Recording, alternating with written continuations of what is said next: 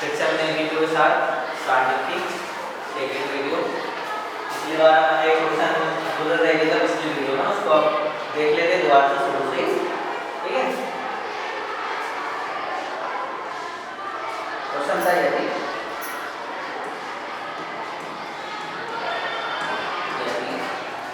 त्रिभुज ABC के शीर्ष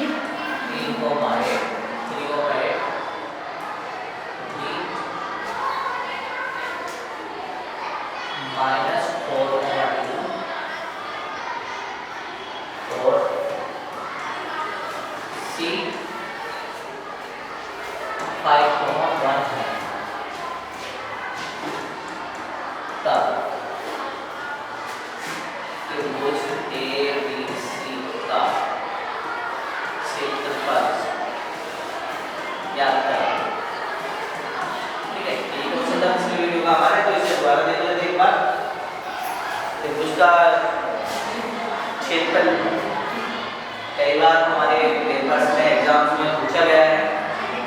देखेंगे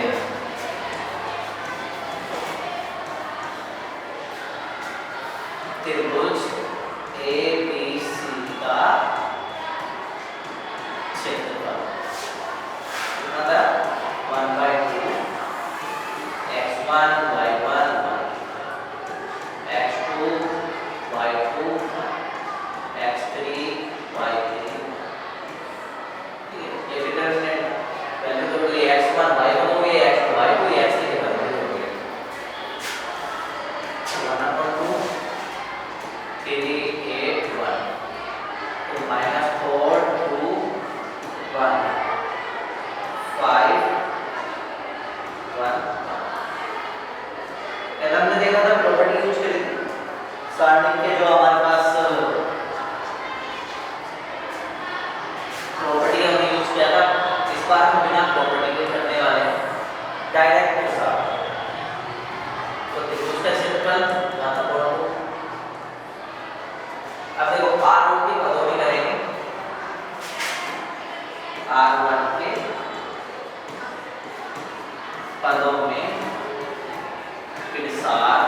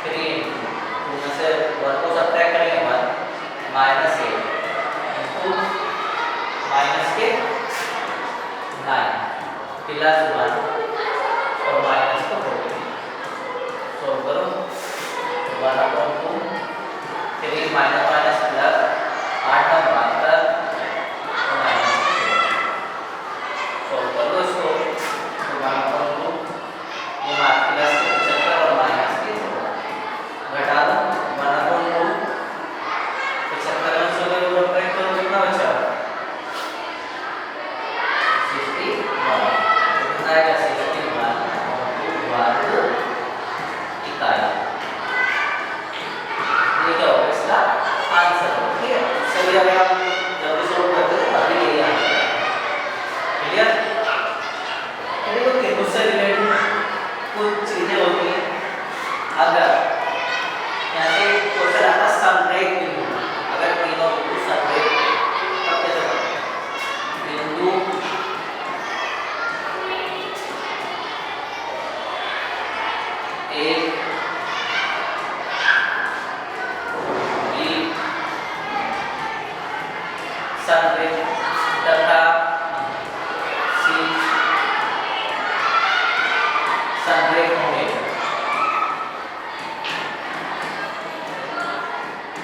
यदि अब देखो तीन बिंदु संरेख होंगे इसका मतलब ये होगा त्रिभुज नहीं बन रहा त्रिभुज नहीं बन रहा तो त्रिभुज का क्षेत्रफल होगा 0 तो त्रिभुज के क्षेत्रफल होगा 0 तो त्रिभुज ABC का क्षेत्रफल अगर क्या होगा 0 होगा शून्य होगा तीनों बिंदु क्या होंगे संरेख होंगे ठीक है तो त्रिभुज का क्षेत्रफल क्या होता है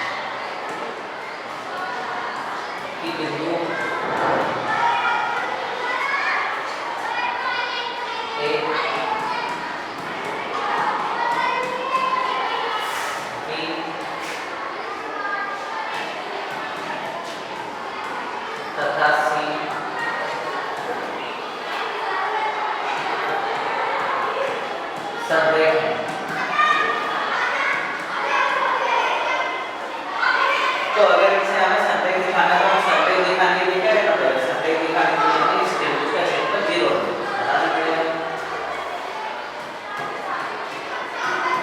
बिंदु A B C संरेख होंगे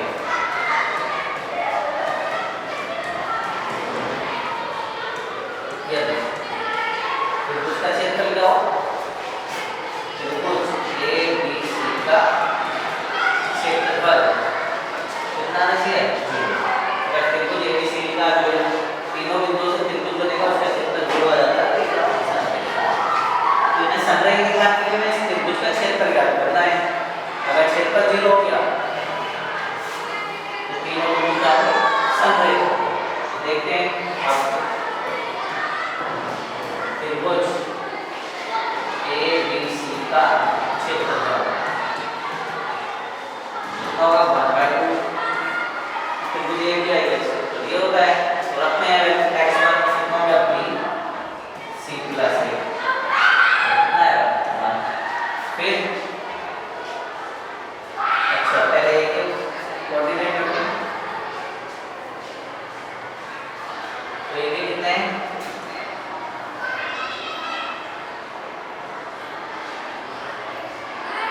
a b प्लस c 1 फिर b के b c प्लस a 1 फिर c के c a प्लस b 1 अब इसको सॉल्व करो क्या करना इस मैट्रिक्स को हमें सॉल्व करना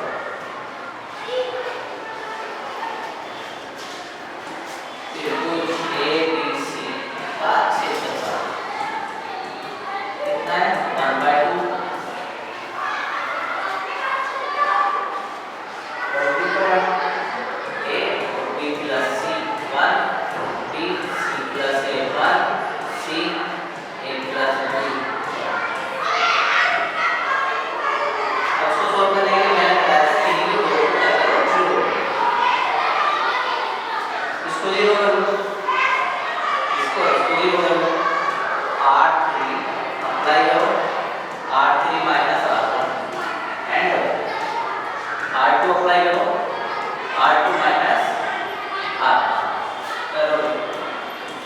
1/2 r हो कैसे रहेगी तो a प्लस सी, R2 में से R को घटाओ, B में से A को घटाओ तो B माइनस A, इसमें से इसको घटाओ तो A माइनस B, तो ये चीज ठीक है।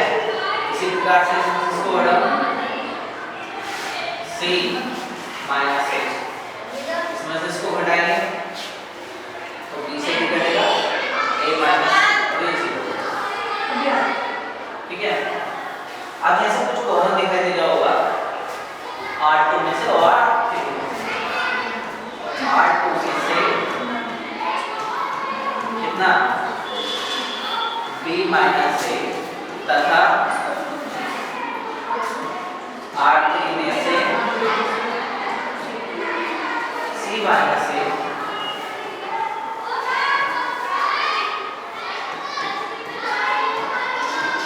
कॉमन लेने पर ले लो कितना है 1/2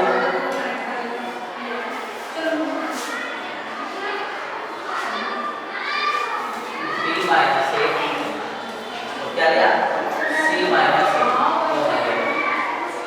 R को ऐसे लेंगे तो A B प्लस C, ऐसे B माइनस A लेंगे तो 1, यहाँ से लेते तो माइनस के 1 और C, ऐसे कॉमन लो 1, यहाँ कितना बचेगा -1 और C, ठीक है। अब डिटरमिनेंट एक सिंपल सा रूल है, अगर किसी भी डिटरमिनेंट का एक दो रो आइडेंटिकल मतलब एक जैसी हो या दो कॉलम एक जैसी हो, डिटरमिनेंट का मान 0 हो जाता है, क्या हो जाता है 0 हो जाता है। तो इसलिए हम क्या करेंगे 1/2 B minus A C minus A into 0, कितना है क्या 0। जब त्रिभुज ABC का क्षेत्रफल कितना है 0, तो क्या लेते हैं यहाँ से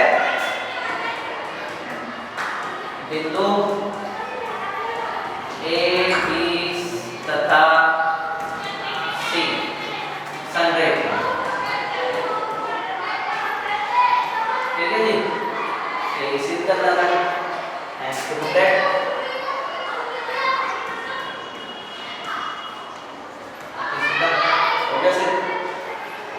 क्या करेंगे, अगर हमें 3 बिंदु दिए हैं और उनका उन्हें संरेखित करना तो उनसे बने त्रिभुज का क्षेत्रफल 0 आ जाता है, तो बिंदु आपके संरेखित, ठीक है। इसी प्रकार से एक छोटा सा क्वेश्चन है,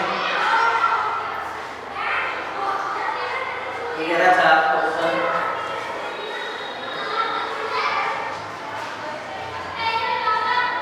सारणी का प्रयोग करके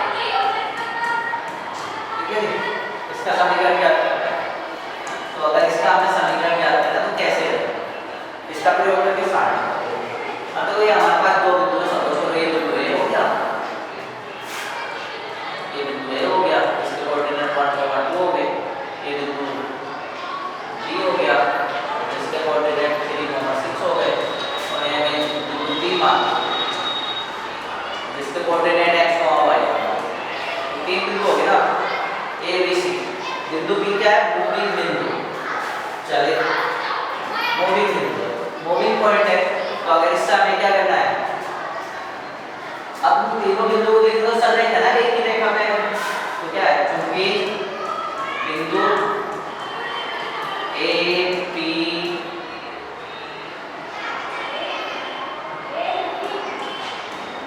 B संरेख है, तब अगर ये संरेख है तो बिंदु का क्षेत्रफल क्या होगा, सबसे पहले जीरो होगा तो डिटरमिनेंट का मान जीरो होगा। कौन से वाला x1 y1 1 x2 y2 1 x3 y3 1 इसका डिटरमिनेंट कितना होगा जीरो। अगर ये डिटरमिनेंट जीरो होगा तो संदेह होगी तो रख दो। अब x1 y1 इसका मान x y1 और x2 कितना होगा 1 2 1 3 6 अब इसका हमें क्या करना है डिटरमिनेंट ज्ञात करना है। इस डिटरमिनेंट को सॉल्व कर लेना है।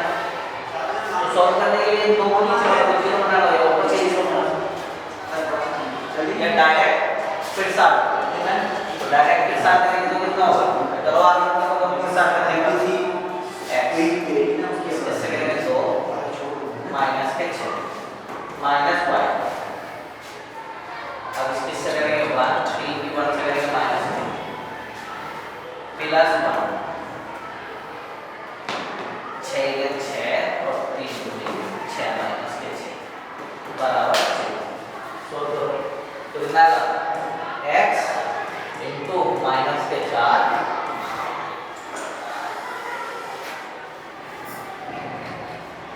माइनस y इंटू माइनस के 2 और ये तो जीरो हो गया प्लस के 0 इक्वल टू कितना माइनस के 4x प्लस के 2y इक्वल टू 0। अगर 2 से भाग दें तो कितना होगा माइनस के 2x plus y equal to 0 या और करके इसको हम लिख सकते हैं y इक्वल टू 2x। यही समीकरण हो गया इसका रेखा का अवेश समीकरण। चाहे को सेटिस्फाई करा के अगर x इक्वल टू 1 रखें ये बिंदु सेटिस्फाई करो x equal to 1 y equal to बराबर है उससे सेटिस्फाई करो दोनों तरफ सेटिस्फाई। यही अवेश समीकरण का रेखा का समीकरण जो इन बिंदुओं से पास हो गई। तो इस हम सारणी की हेल्प से क्या ज्ञात कर सकते हैं त्रिभुज का क्षेत्रफल ज्ञात कर सकते हैं। तीन बिंदु संरेख है उन्हें बता सकते हैं। अगर बिंदु संरेख है तो रेखा का समीकरण भी ज्ञात कर सकते हैं। ठीक है हमने अब देखो उप सारणी माइनर की बात कर लेते हैं। उप सारणी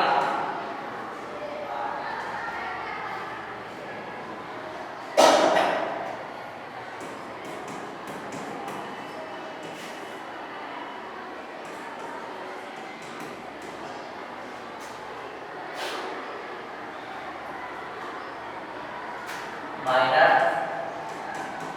तथा second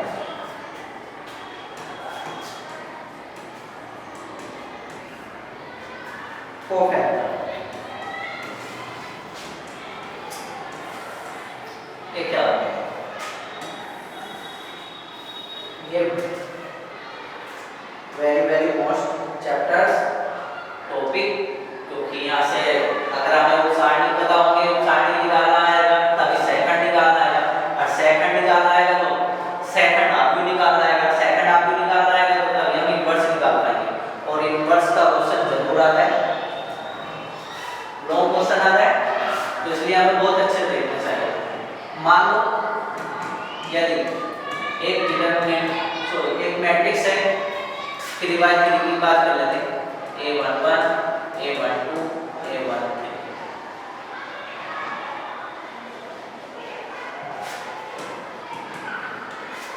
a21 a22 a23 a31 a32 a33 अब इसके माइनर ज्ञात करेंगे। तो इसके माइनर ज्ञात करने के लिए a11 का उप सारणी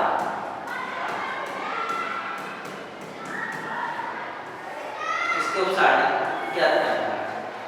अगर a11 का उप सारणी ज्ञात करना है तो उसको हम डिनोट करते हैं m11 से। a11 का उप सारणी ज्ञात करना तो उसको जो नोटेशन देंगे नाम देंगे m11 दे देंगे। अब क्या होगा इसे ज्ञात करने के लिए तो सीधा सा खंड है पहली रो और पहले कॉलम को इस आव्यूह से डिलीट करने के बाद जो बचेगा उसका सारणी की उठाएंगे। क्या करते हैं, ए में से R1 तथा C1 डिलीट करने पर फिर आप सारणी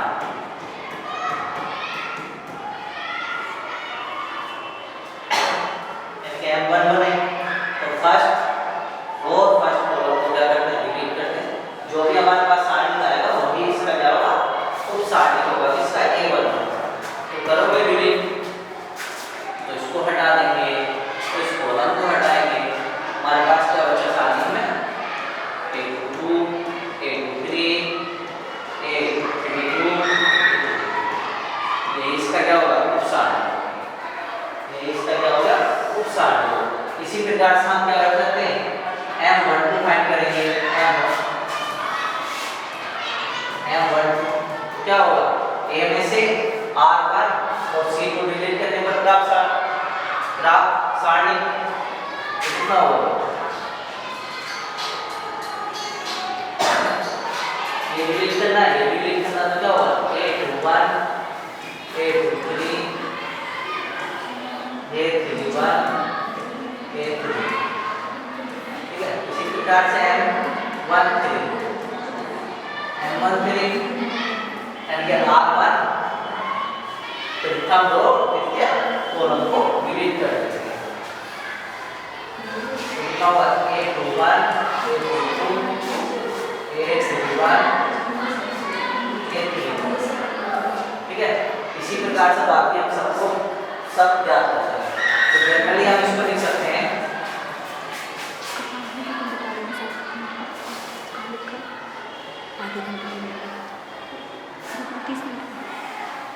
जनरली लिख सकते हैं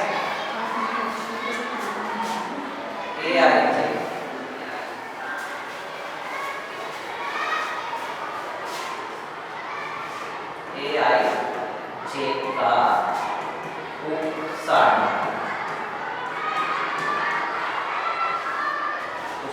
इसे भी नोट करेंगे, MIJ इक्वल टू A में से R3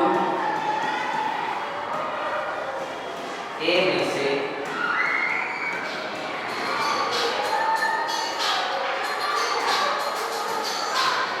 I2 तथा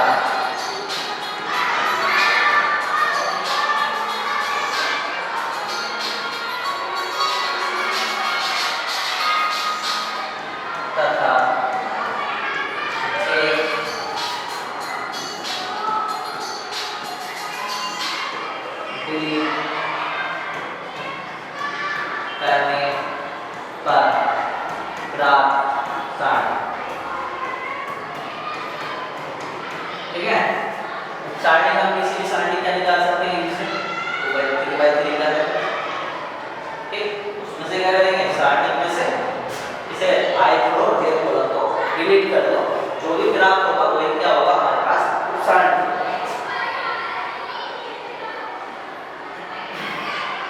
क्लियर, चलिए आगे चलते हैं।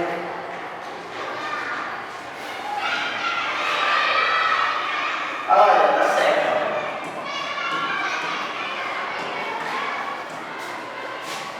इसको कहते हैं कोफैक्टर।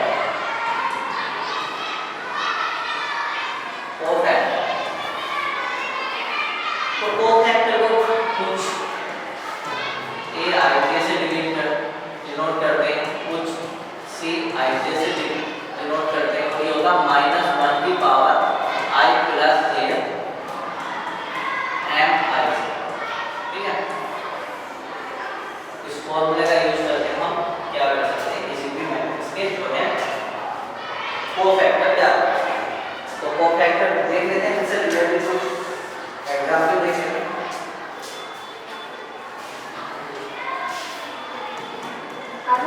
ये कह रहा सारणी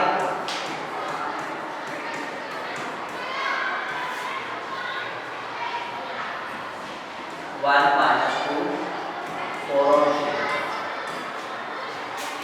के सभी अवयवों के उत्साहित एवं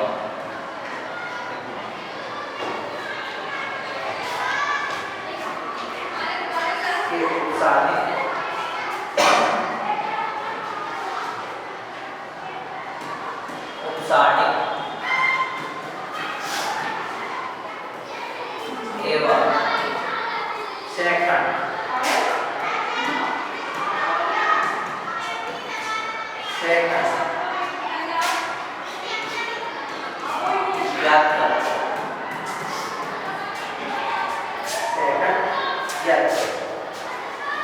देखिए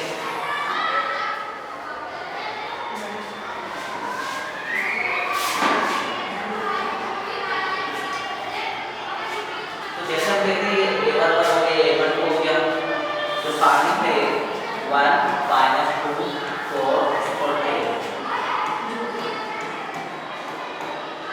कितना हो जाएगा A11 A12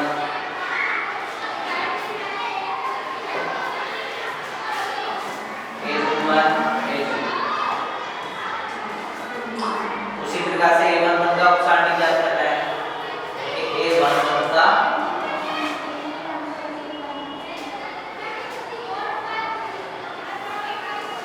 A11 बराबर कितना हो गया सर 1 का उपसारणी तो इसका उपसारणी क्या होगा M11 तो M11 मैंने बताया था फर्स्ट रो और फर्स्ट कॉलम को डिलीट करने के बाद फर्स्ट रो फर्स्ट कॉलम को डिलीट करेंगे तो क्या बचेगा 3 उसी प्रकार से C11 भी याद करते हैं तो -1 की पावर 1 + 1 M11 तो कितना होगा C11 -1 की पावर 1 + 1 2 हो गया तो M11 आ गया कितना आएगा M11 वो कितना आएगा 3 अगर ऐसे देखते हैं M12 तो प्रथम रो और द्वितीय कॉलम को डिलीट करो क्या बचेगा 4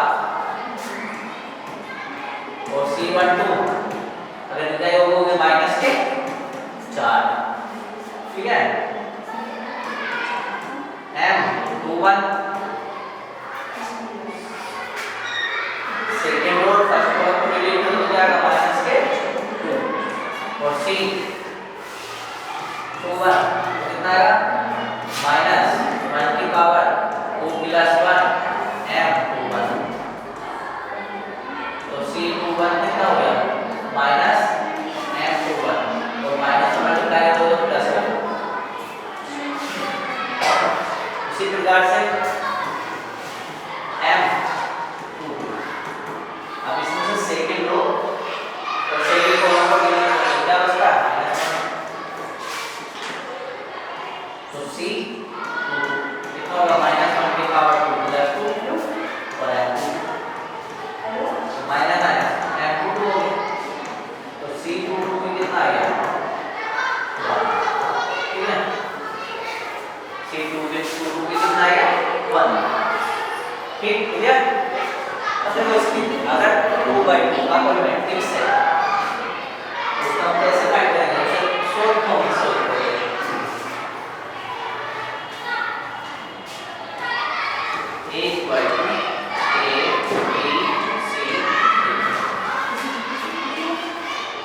तो इसके अगर हमें